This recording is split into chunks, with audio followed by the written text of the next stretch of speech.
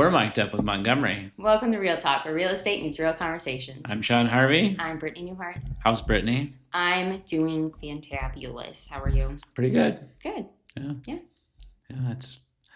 It's 7:50 in the morning, and it's been uphill all the way. So. Oh yeah, all week. It doesn't feel like it just doesn't feel like the end of the week already, but yeah. It is, or beginning, whatever. What was I going to tell you? Market. Let's talk a little bit about the market, because everybody is wondering what it's doing. It's not the best right now. It's not the best. It's not the worst. It's kind of right in between. And part of the problem to me is you got higher interest rates, but you still have less houses, which is holding the prices up. But you also don't have a lot of buyers.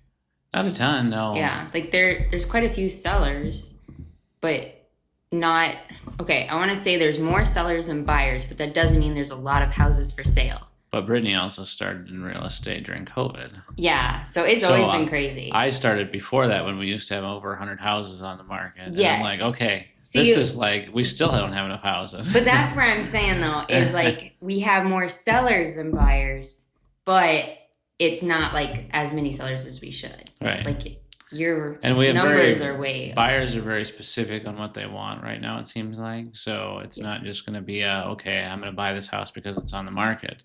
It's going to be, I'm going to buy the right house for me. And that is good. It's definitely changed in that sense. It's not such like a rush and hop into a sale anymore. It's everybody sitting down and thinking about it, like which the impact of it. Yes. Take your time, make the right decision, and then move forward. Yeah. Because we had such a rush there for a few years where everybody was just writing an offer. And then guess what?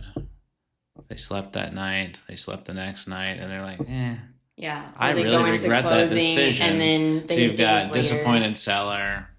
I mean, it just makes for an awkward situation. Yeah, for sure. I'd rather people think about it and be happy with their decision. Because then they're happier with us. Mm-hmm. Even though we are not pushing them to buy the house.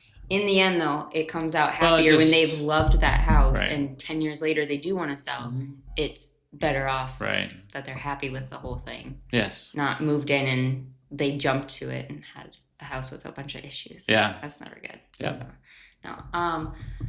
I think one other thing we can decode for people, when we sell, like if people say, like you're going to watch other podcasts, listen on the TV or whatever like that, when they say it's a seller's market, it's a buyer's market.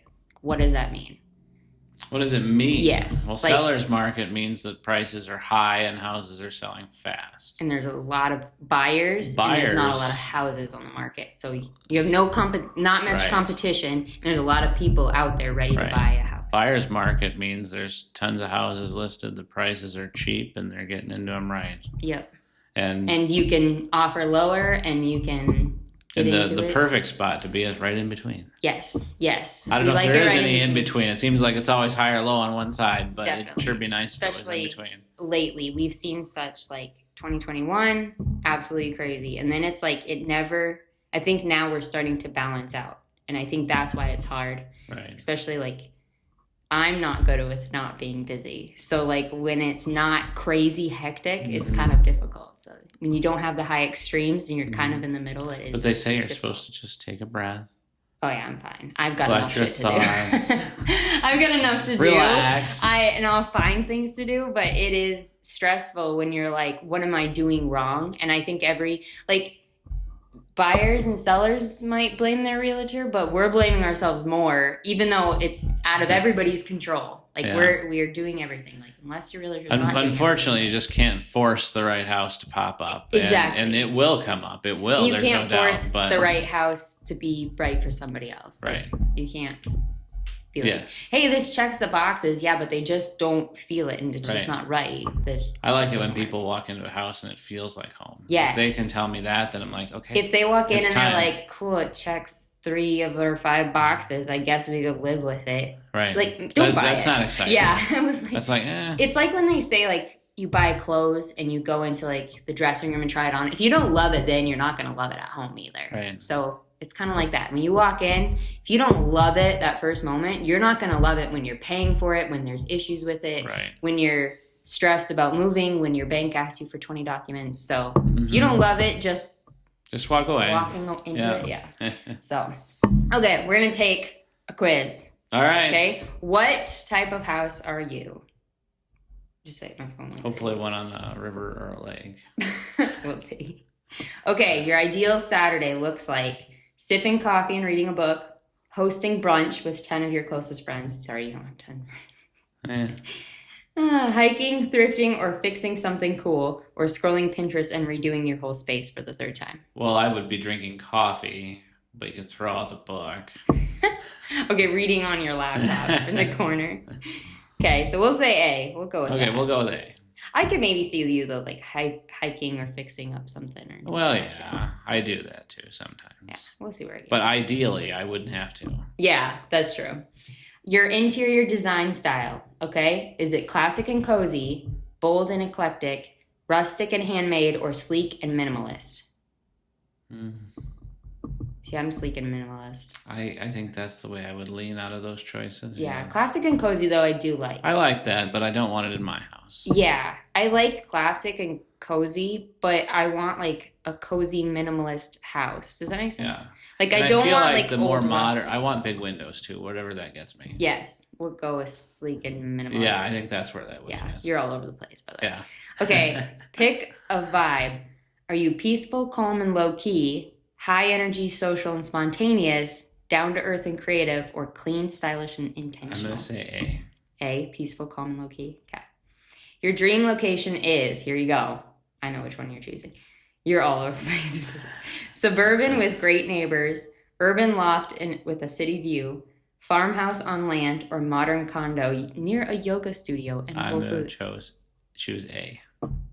Suburban with great neighbors? You're not choosing farmhouse? I don't know. Okay. No, it's fine. I don't know, it's a mix. It's fine. We'll get See, she thinks she knows me, but she doesn't. I don't know you. This is why we do this, just so we get to know each other. Because if not, all we talk about is real estate. So I guess it's real estate.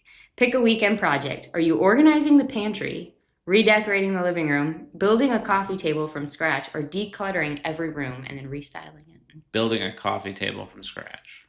Okay, you're mostly A's and C's, but mostly A's. So you're a traditional colonial house. Oh. Yeah. That's so funny, you love that's structure. pretty close to what I live in, actually. Yeah, I was like, it actually fits. You love structure, comfort, and timeless charm. Your home reflects family values, book nooks, and a warm kitchen smells. Or you're a craftsman bungalow, which is warm, earthy, and full of soul.